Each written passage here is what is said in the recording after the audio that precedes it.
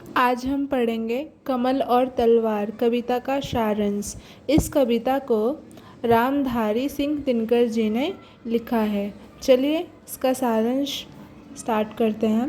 रामधारी सिंह दिनकर राष्ट्रीय कवि के रूप में विख्यात हैं।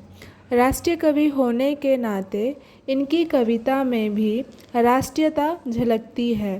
प्रस्तुत रचना में दिनकर जी ने कलम और तलवार के महत्व का सुंदर वर्णन किया है। इस कविता के माध्यम से कवि कलम और तलवार दोनों के महत्व को बताने का प्रयास किया है। उनके अनुसार दोनों में ही परिवर्तन लाने की क्षमता होती है, जो हमेशा आनंददायक होता है।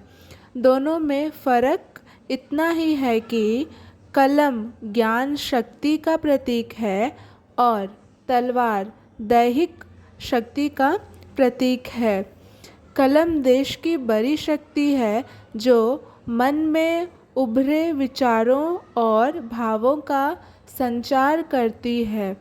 कलम के द्वारा मनुष्य अपने ज्ञान को उजागर करता है तथा विचारों की शक्ति के द्वारा समाज में नई चेतना पैदा कर सकता है। वहीं तलवार दैहिक शक्ति है, जिससे अपने घर की रखवाली कर सकते हैं। तलवार के द्वारा युद्ध में दुश्मनों को परास्त किया जा सकता है।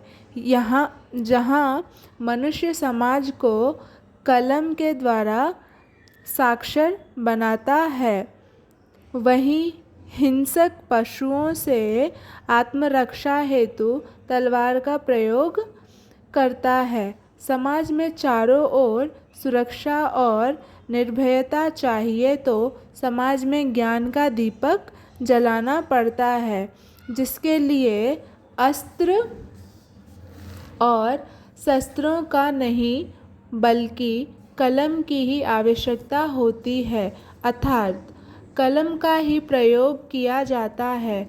यह हम पर निर्भर करता है कि हमें किसको अपनाकर समाज का निर्माण करना है। कलम ऐसी ताकत है जो अक्षरों के रूप में शोले का रूप धारण करती है। हृदय में शोले जलते हैं और बाहें बिजली के जैसे शक्ति प्राप्त करती है। इसके साथ तलवार का भी अपना महत्व है। अगर हाथ में तलवार है तो चिंता करने की बात ही नहीं। अतः दोनों की महत्व है, दोनों ही रक्षा सूचक है।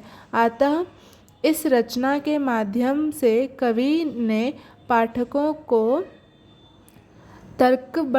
तर्कबद्ध ढंग से चिंतन करने पर विवश किया है। आशा करती हूँ आप सभी को सारांश समझ में आया होगा।